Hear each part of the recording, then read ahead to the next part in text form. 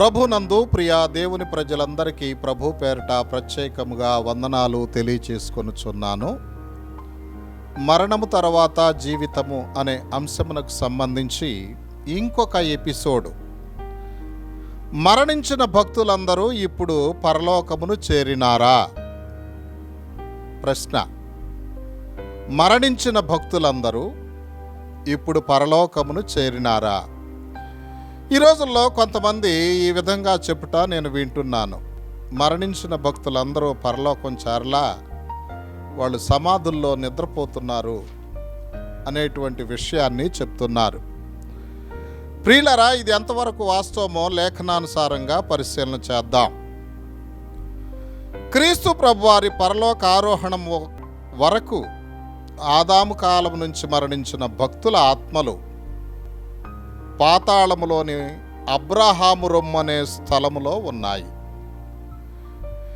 ఈ పాతాళమును గ్రీకు భాషలో హ్యాడెస్ అంటారు. ఈ పాతాళంలో 3 అరలు ఉంటాయి. పై అరలో అబ్రహాము రొమ్ము ఉంటుంది. 2వ అరలో మహాగాధము ఉంటుంది. 2వ అర క్రింద 3వ అరలో వేదనకరమైన స్థలము ఉంటుంది.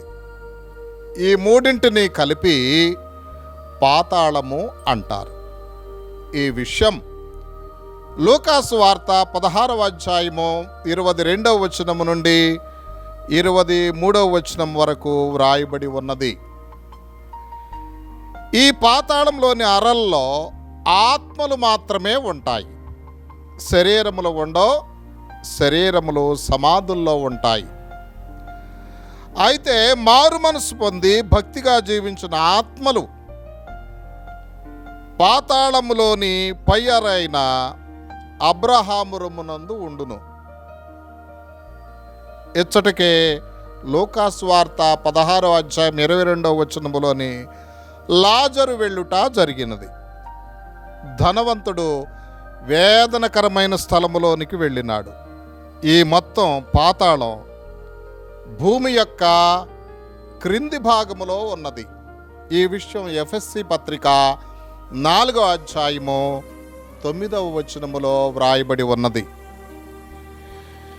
ఈ పాతాళం యొక్క మొదటి అరలో ఉన్న అబ్రహాము రొమ్మునందున్న ఆత్మలు సంపూర్ణ విడుదల లేకుండా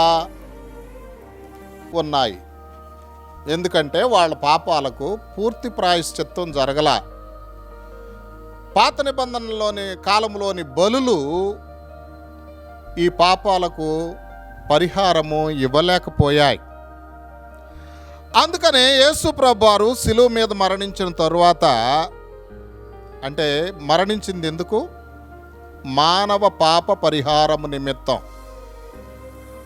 అంటే ఈ శిలువ మరణము మానవ పాప పరిహారం నిమిత్తం. అంటే గతములో ఉన్న వారికి పరిహారం, ప్రస్తుతం ఉన్న వారికి పరిహారం, భవిష్యత్తులో పుట్టబోయే వారికి పరిహారం. అందుకే సిలువలో ఆయన మరణించింది. ఆ పాప పరిహారం చేసి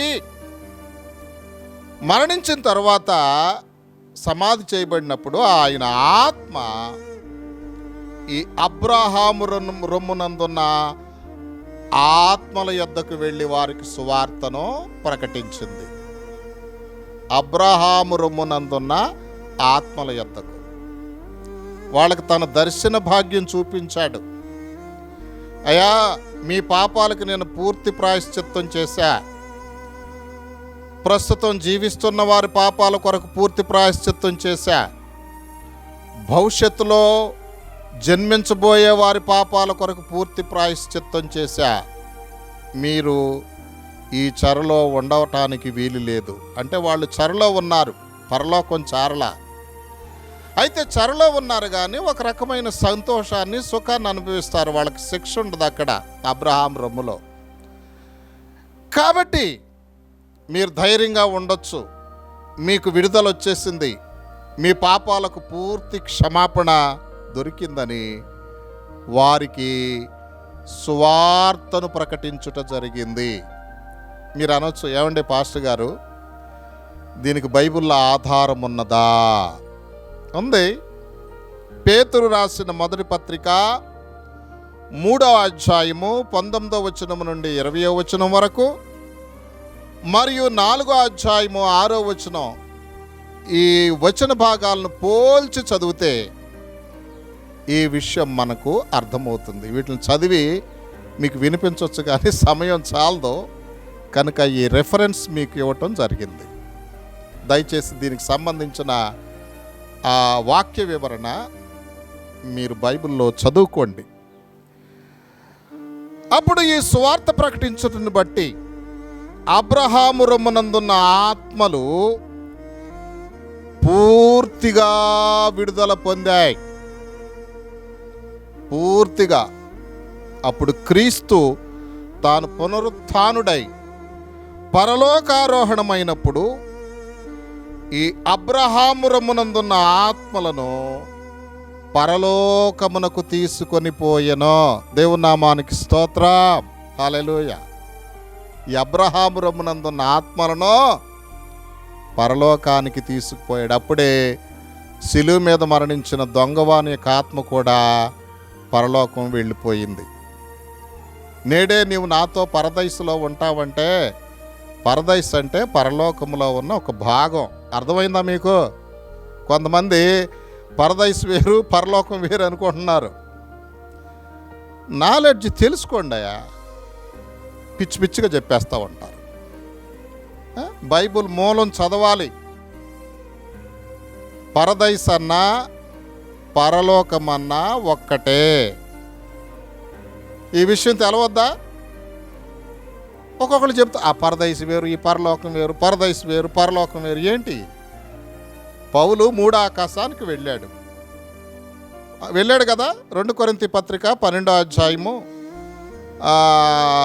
మీరు ఆ వచ్చిన భాగాల్లో మీరు చదవండి. 2:4 మొదటి వచనం నుండి 4వ వచనం వరకు. అక్కడ పరదైసు, 3వ ఆకాశం అంటే పరలోకం. 3వ ఆకాశం వేరు, పరలోకం వేరా? ఆలోచన చేయండి. కాబట్టి అబ్రహాము రొమ్మును తీసుకెళ్ళిపోయి పరలోకంలో పెట్టాడు. చెరను చెరగా కొనిపోయెను అని ఉంది బైబిల్లో. ఎఫెసీలకు రాసిన పత్రిక 4వ అధ్యాయము 8వ వచనంలో వ్రాయబడి ఉంది ఈ మాట. అంతకుముందు చెరలో ఉన్నాయి ఆత్మలో. అంటే పూర్తి పాప ప్రాయశ్చిత్తం జరగల. శిలువ మీద మరణించిన తర్వాత ఆయన తిరిగి లేచి పరలోకం ఆరోహణం అయ్యేటప్పుడు ఆ చెరలో ఉన్న ఆత్మలను, అబ్రహాము రొమ్మునందున్న ఆత్మలను చెరను చెరగా తీసుకుపోయాను. అబ్రహాము రొమ్మంతా ఖాళీ అయిపోయి పరలోకములో ఉంచబడి ఉన్నది. వీటన్నిటిని మనం గమనించినట్లయితే మరణించిన భక్తుల ఆత్మలన్నీ పరలోకములో ఉన్నాయని నిశ్చయముగా నమ్మవచ్చును. దేవుని నామానికి స్తోత్ర. అందుకని ఆయన వచ్చేటప్పుడు పరలోకంలో ఉన్న ఆత్మలను వెంట పెట్టుకుని వస్తాడు అన్నది బైబిల్లో. తెలుసు కదా మనకు అది. 1 తెస్సలోనిక పత్రిక 4వ అధ్యాయంలో 13వ వచనం నుంచి మీరు చూసినట్లయితే ఆయన పరిశుద్ధుల ఆత్మలను వెంట పెట్టుకుని వస్తాడు అని ఉంది. ఆ ఆత్మలు ఎక్కడయ్యే? ఈ అబ్రహాము రొమ్ములో ఉన్న ఆత్మలో, ప్రభునందు నిద్రించిన ఆత్మలో, ఇవన్నీ అక్కడికి వెళ్ళిపోతాయి పరలోకంలో. కాబట్టి ఇప్పుడు మరణించిన భక్తుల ఆత్మలన్నీ కూడా, భక్తుల ఆత్మలు పరలోకంలో ఉన్నాయని. ఆత్మలు మాత్రమే, శరీరంతో లేవు. వింటున్నారా? శరీరం సమాధుల్లోనే ఉంటుంది.